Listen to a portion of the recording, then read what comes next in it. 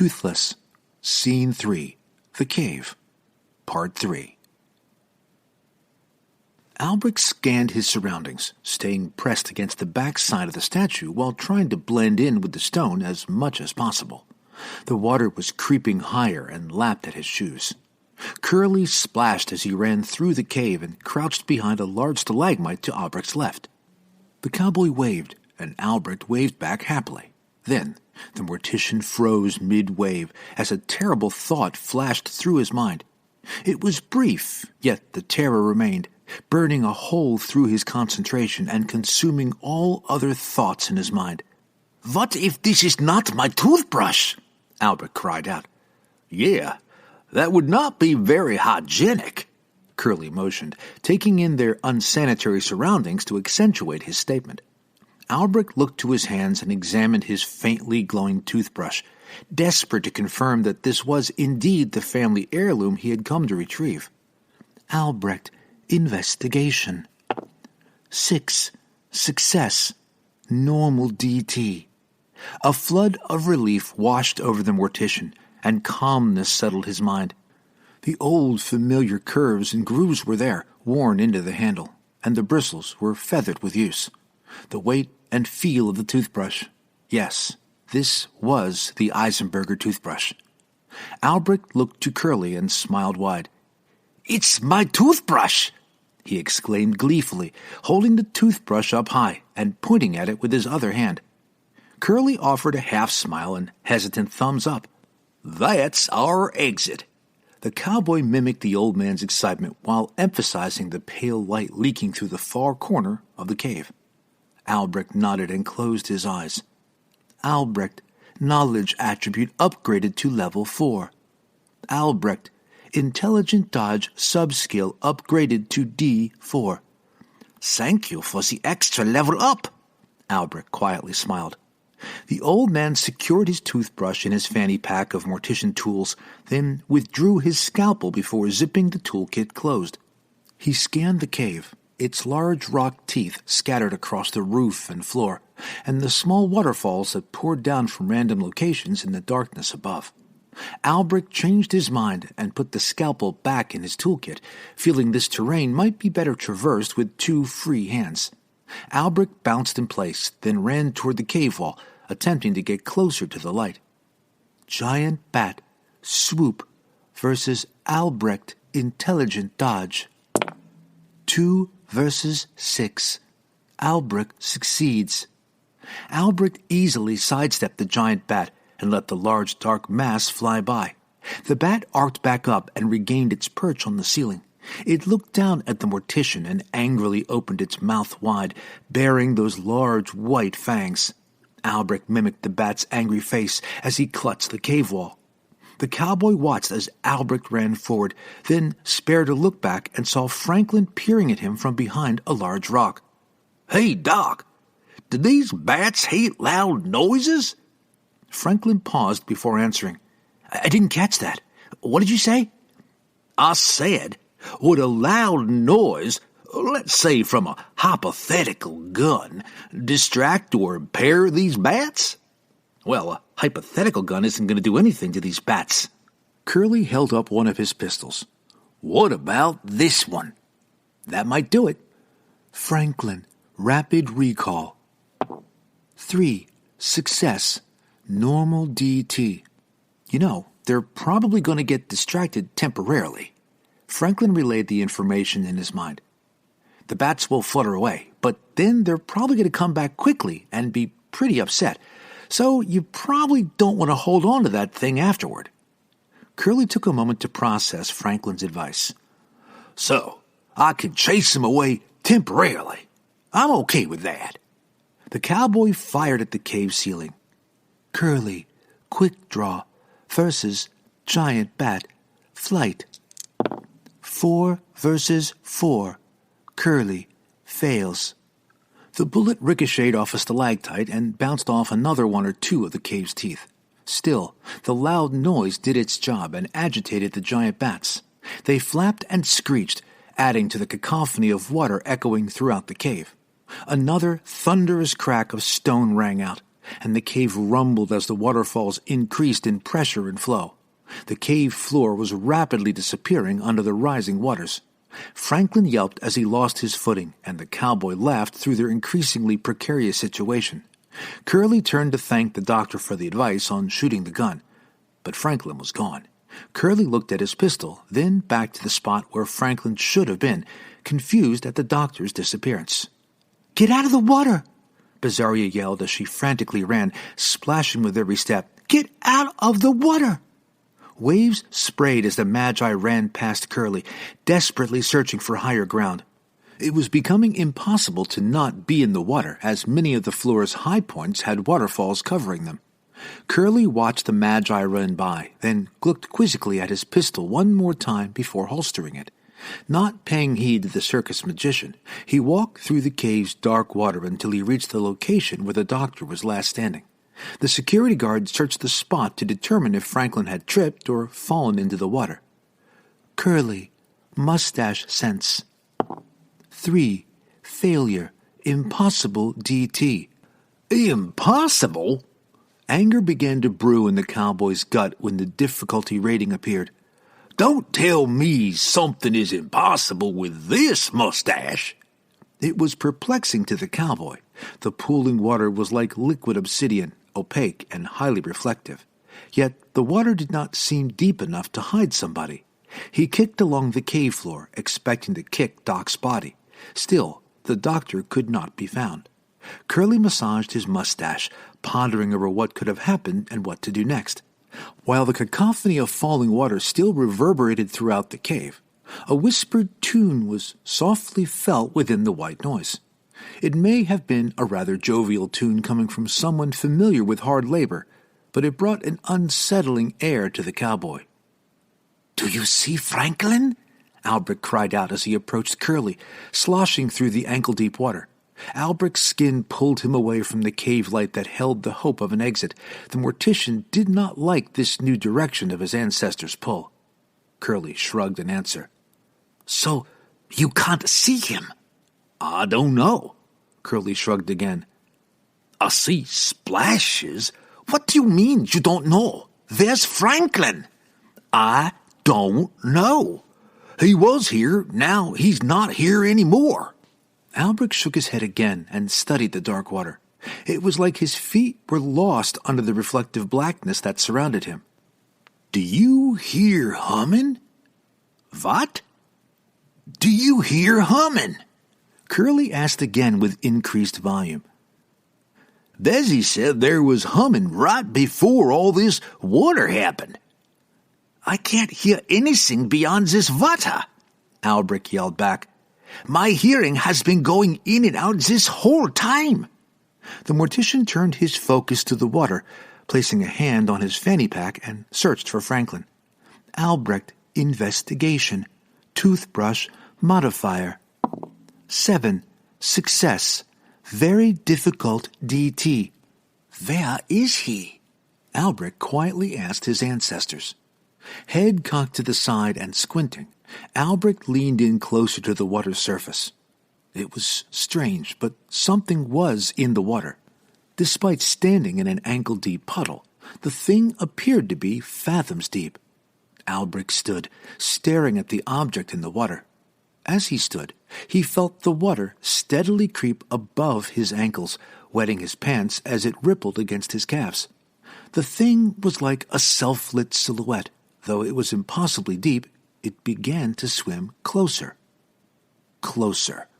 The old man quickly recognized this thing was a person, and this person was swimming at an incredible speed toward the surface.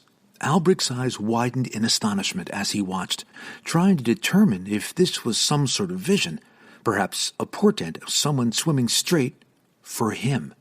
The person was a young man with skin that was charred and smoldering. The charred man's eyes burned with a fervency that captured Albrecht in their gaze. Recognition of this young man crested as he reached the water's surface. This young man was the circus friend of the Magi. Ashen flakes fell as the young man's arms broke through the water's surface, reaching for Albrecht. Water, pull, versus Albrecht, intelligent dodge. 5 versus 7. Albrecht succeeds. Albrecht flew back, flailing and splashing. He stumbled and jumped again before he grasped the nearest rock hold he could find. Holding tight to the rock with one hand, he quickly patted himself with his other to make sure he was still here. The charred man in the water was gone, and the cave waters held no signs of his emergence, but his presence was still felt. Albrecht, thoroughly soaked, jerked the family toothbrush from his toolkit and held it over the water's surface. He watched the water with wild eyes, saw the surface rock and sway like a black liquid mirror, reflecting the blue-green glow of the toothbrush. There was no sign of the charred young man. The old man looked to the security guard. Curly was several paces away. His mustache was a wild bush that covered the middle of his face. With one hand on the butt of his still holstered pistol, the other held the 10-gallon hat against his chest, as a salute to the fallen companion. His eyes were clear as he spoke. R.I.P., Doc. Fighting a strange creeping sensation that was attempting to take hold of him, Albrecht looked to the water. Franklin. Water, pull, versus Franklin, stamina. 4 versus 1. Franklin fails. Get out of the water! Get out of the water! The magician's voice was distant and muffled as Franklin found himself swiftly pulled deep into the water. It all happened so fast. Franklin remembered following the cowboy deeper into the cave, yelling about the bats. Then he felt a pull on his legs. The next thing he realized, he was sinking into impossible depths. It was cold, dark, and bitter in the haunted abyss. The medical examiner could no longer tell if he was sinking. He floated in a cold, empty void that was absent of light. Disoriented and afraid to breathe, he thrashed but could not escape the imprisoned feeling. What was that feeling? It was a feeling, a burden that he had carried for so long. Pity. That's why he was here. That is why Franklin agreed to this adventure. Pity for a man who seemed incapable of understanding friendship. That man, Albrecht Eisenberger, latched onto Franklin since the first day they met. Dr. Meadowlark could not understand why this odd little man would always seek him out. It wasn't hard for them to find each other, though. Their paths crossed often, typically when handing off cases. Every time they did meet, the doctor could feel the old man's loneliness. While Franklin never really went out of his way to interact with Albrecht, the medical examiner did show the old man pity and recognized the old mortician whenever he was present to receive her body. These casual interactions eventually led to an odd but unique friendship, for lack of a better word. It was funny, in a sad way, but Franklin remembered how, most of the time, Albrecht was oblivious to the fact that he didn't have teeth. Perhaps it was one more reason to pity the old man. Now was not the time for reminiscence. Franklin was fighting for his life in a haunted void that ripped him away from any chance of help. He thrashed and struggled to swim, hoping to return to the surface. Franklin, stamina, versus water, drain. 1 versus 6. Franklin experiences exceptional failure. 2 emotional moxie strikes inflicted. Pity amalgamated with despair. His lungs were burning, as were his eyes. There was no way out. The small indicator flashed red in his periphery, warning that only 1 moxie remained. The weight of life grew heavy as Franklin struggled. He was, once again, facing his end. Dr. Franklin Meadowlark floated in the abyss and wondered if he should continue to hold the weight he struggled with. It's not my fault! It's not my fault! Bizarria was spastically trying to run through knee-high water while yelling at the young man haunting the cave. She ran erratically in different directions, desperate to find shallower ground, feeling his song humming in the shadows that stretched and grew across the cave. She tore past Albrecht and Curly, splashing waves in her wake. A large, tall stalagmite protruded from the water, and the Magi jumped, grappling it with her arms and legs, frantic to be out of the water. She embraced the mineral spire with her whole body, but the stalactite was slick and smooth, lacking foothold or an outcropping to grasp. Bizarria panicked as she felt herself sliding down. She attempted to climb higher on the stalactite, but panic had already taken over. Bizarria's grip slipped as the system indicated her failure, and she fell into the water. Water. Pull versus Bizarria. Dexterity. 5 versus 1. Bizarria fails. A great splash plumed around the Magi as she impacted the water in the most ungraceful fashion. The water sucked in and waved out, spraying and foaming in a second smaller plume. When the water settled, Bizarria the Magi was gone. Nope, Curly exclaimed as he shook his head and grabbed the closest piece of cave he could reach. The security guard was dripping wet and recognized the water was rising with supernatural speed. It would soon be past his knees. I don't think the doc is going to make it, Curly yelled to Albrecht. What? Doc's got 2 moxie already. I thought he mended that. At best, he mended 1. Guaranteed he's back to 2 by now. Scheisse! Albrecht pulled a tuft of hair on the side of his head, toothbrush still in hand. The medical kit. That's right. You gave it to him. Why didn't he use it? Probably saving it for a special occasion. Well, now might be that special occasion. I think it's too late for that now. Probably going to lose it with him. Shouldn't have given it to him. I don't know how to use it, Albrecht stomped, splashing water into his face. Wiping the water off, he retorted. Do you know how to use it? Curly shrugged as he scanned what was left of the cave floor. The rising water and the loss of 2 in the group to some unknown water force made it impossible for the security guard's mustache to remain tame. Regardless of the unruly bush on his upper lip, he was sure of only one immediate priority. Mentally readying himself, Curly motioned his intentions to Albrecht, then set his sights on the light that, he hoped, would be their escape. Curly, dexterity. 4. Success. Difficult DT. Running through the water above knee depth was not an easy feat, but Curly made it to the corner of the cave without incident. The pale light leaked through a small crack roughly where the cave's wall met the ceiling. The opening was higher than he could jump and too small to fit through. The faint, pale light shining down was Curly's only hope of escaping the nightmare that haunted these dark waters. He quickly glanced over his shoulder, scanning the water's surface for that snake. He shuddered and turned back to the wall. The security guard ran his hands across the rock, above and below the water around him, searching for something to help him get through the crack.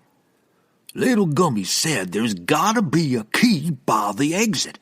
His voice was quiet and strained as he searched furiously. There, something was in the water that was not rock. Curly grabbed it and withdrew a pickaxe from the water.